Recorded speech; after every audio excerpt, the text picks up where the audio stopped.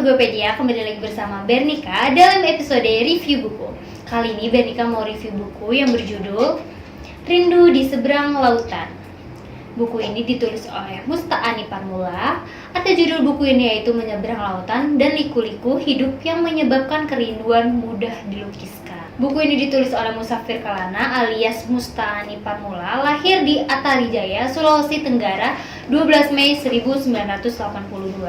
Ia menyelesaikan pendidikan S1 Program Studi Sastra Indonesia dan Daerah pada tahun 2005 di Universitas Negeri Makassar.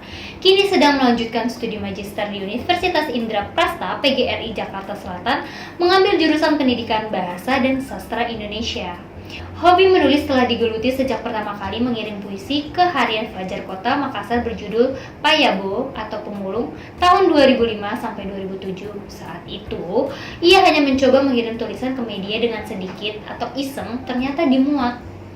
Karena itulah hasrat menulisnya pun terlecut. Akhirnya, lewat perantauan ke kota Mimika, semangat menulisnya ternyata masih berkobar hingga sering mengirim tulisan ke harian Radar Timika dan harian Papua. Oke teman-teman, sebelum videonya lanjut, kalian jangan lupa subscribe dulu ya channel ini.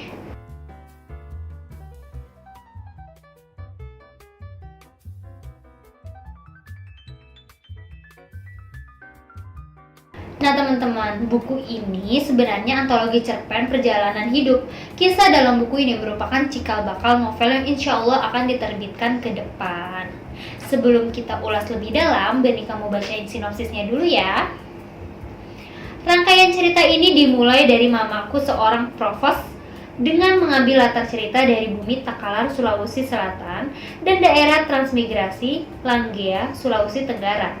Hingga judul Hujan dari Langit Ramadan berada di latar yang sama, penulis sengaja memulai dari Sulawesi Selatan dan Tenggara karena dari sanalah kenangan ini bermula. Menuruti jejak orang tua yang merantau dari pulau ke pulau hingga menamatkan sekolah di sana, masa-masa sekolah memang lebih banyak melahirkan kenangan. Setelah judul itu, cerita pun diangkat dari petualangan ke arah timur Indonesia, negeri Cendrawasih dan arah barat Bekasi Pebayuran. Walaupun sesekali cerita memetik kesan di kampung yang masih basah dalam kenangan, seperti sekolah hingga ubanan, di kedalaman pesta dan di pojok pesta, warawirinya kenangan. Sayang sekali, dari serangkaian cerita itu tak mengangkat kenangan masa kuliah tingkat sarjana. Entah mengapa, kenangan tak pernah singgah di masa itu. Dugaan penulis mungkin masa kuliah tidak berliku-liku dan tak dipisahkan oleh lautan luas. Oke teman-teman, sekarang kita langsung aja yuk ulas isi buku Rindu di Seberang Lautan. Di buku Rindu di Seberang Lautan ini ada 25 judul. Judul pertama, Mamaku Seorang Provos. Yang kedua, Lumpur Pulau Anoa. Yang ketiga, Jamur Dalam Jerami. Yang keempat, Dari Sawah ke Pantai. Yang kelima, Perginya Om Sewang. Dan masih banyak lagi judul-judul yang disajikan di buku Rindu di Seberang Lautan. Sekarang Berika mau bacain sedikit aja dari bab pertama, yaitu Mamaku Seorang Provos. Mamaku Seorang Provos. Umurku sewaktu mudik pertama kali telah menginjak 12 tahun. Di usia seperti itu, nenek sulit memahami pembicaraanku. Belum lagi kalau adikku, Dewi, sudah merengek dengan tangisan yang meraung-raung meminta gula-gula atau permen yang paling disukai, namun tak kunjung dipahami oleh sang nenek. Sering nenek meminta padaku untuk memperjelas maksud Dewi. Alih-alih memahamkan nenek, malah aku dianggap menambah runyam suasana. Membingungkan, apalagi menurut Dewi, seusilku bisa jadi gangguan baginya. Bila pecah tangis anak-anak barulah aku menjauh dan bersembunyi. Makanya kehadiranku di hadapan sang nenek kerap diwaspadai. Sang nenek pun terkadang mengeluh, begitu jadinya kalau anak-anak dilahirkan di kampung orang, sulit dipahami bicaranya. Walau demikian, nenek tak pernah bosan mendampingi cucunya. Nenek lebih suka menggendong Dewi karena mudah diatur, katanya. Berbeda denganku yang kerjanya beringsatan memancing emosi orang. Jadi, aku dibiarkan bermain sesuka hati, yang penting jangan mengganggu. Nenek pernah sangat marah padaku karena bermain terlalu jauh. Nenek hanya khawatir aku tersesat arus sungai Bilonga yang pernah menelan korban. Mata mama mempelototiku dan menaruh telunjuk di hidung, pertanda jangan ribut ketika menghampiri sungai. aku menyebut tentang buaya. Ia khawatir ketahuan nenek bisa dimarahin karena berbicara sembarangan mengganggu kenyamanan. Aku pun berkilah, nenek tak akan mengerti bahasaku. Mama menggeleng seraya tersenyum. Buaya dalam bahasa Indonesia dan Makassar hampir sama, bedanya huruf Y diganti J saja. Jadi jangan macam-macam, lebih baik diam, kata mama. Berkali-kali aku ditegur tapi tak kuhiraukan karena memang kata-katanya tak dapat dimengerti. Ditambah lagi aku belum paham betul bahasa di kampung. Daeng Tara Sahabudin, sepupu saya yang paham bahasa Indonesia, mengartikan untukku, nenek akan memberitahu mama atau ibu kalau tidak mendengar nasihatnya. Itulah kata-kata andalan bila orang sudah buntu menasehatiku. Sikap mama yang dinilai tegas memang sudah dikenal oleh keluarga, jangankan keluarga. Orang di seberang pun banyak yang melaporkan bila bandelku sudah dianggap keterlaluan. Nah teman-teman, itu dia cuplikan dari bab pertama. Sekarang kita lanjut ke bab kedua ya. Yang kedua, lumpur bumi Ano. Lagi-lagi Acok kecil digendong ke sana kemari. Banyak yang memerebutkan anak itu karena wajah dan perawakannya menggemaskan. Pertama kali, mama sampai histeris ketika sang buah hati tak ada di tempat tidurnya. Usut punya usut, ternyata dibawa ke rumah tetangga. Mina, kamu bikin jantungku mau copot saja. Ibu Sarmina hanya tersenyum dan tertawa cekikikan menyambut tetangga karibnya yang panik bukan kepala. Sudah beberapa tetangga yang sering membawa sang Acok kecil untuk melepaskan rasa gemasnya. Dari pasangan Alimudin, Lira, dan Musliyah, kaca ini merupakan karunia Tuhan yang tampil beda. Matanya yang sipit sehingga orang memandangnya mirip orang terpejam saja sepanjang waktu. Jangan heran bila tertawa kelihatannya merem.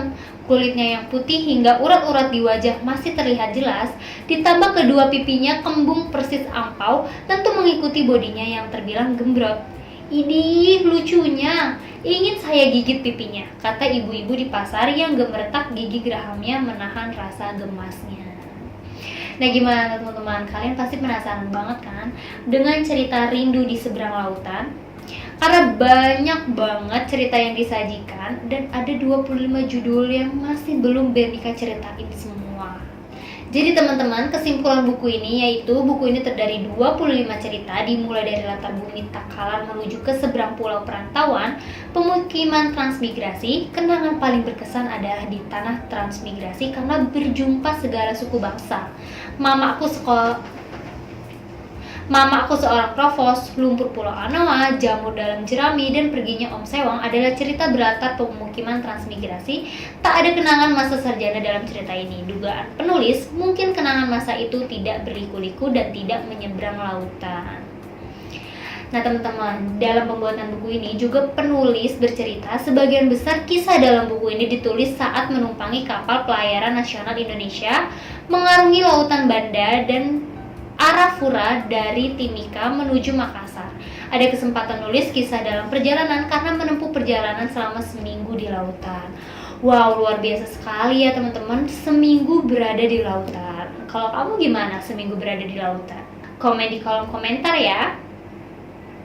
Oke teman-teman, buat kamu yang mau beli buku Rindu di Seberang Lautan, kalian bisa order bukunya di www.guepedia.com atau kalian bisa cek link yang ada di deskripsi bawah ya. Sekian dulu review buku dari Bernika, jangan lupa di like, comment, subscribe, dan share ke teman-teman yang lainnya ya, supaya kalian gak ketinggalan video-video selanjutnya. Sampai jumpa!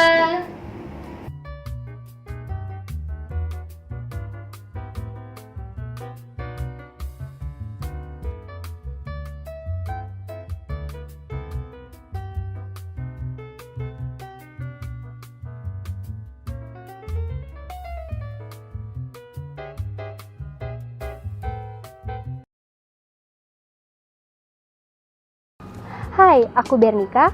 Aku adalah seorang penulis pemula. Awal kenal Guepedia yaitu aku dikenalin sama teman aku yang pernah nerbitin bukunya di Guepedia. Nah teman-teman, ternyata nerbitin di Guepedia itu sangat mudah banget. Kenapa aku bilang mudah? Karena banyak banget benefit yang kita dapetin. Dari mulai edit layout, cek typo, desain cover, serta didaftarkan ISBN. Itu semua Guepedia berikan secara gratis. Jadi, tunggu apa lagi buat kamu penulis pemula? Ayo terbitin naskahnya di Guepedia dan jadilah penulis sukses bersama Guepedia.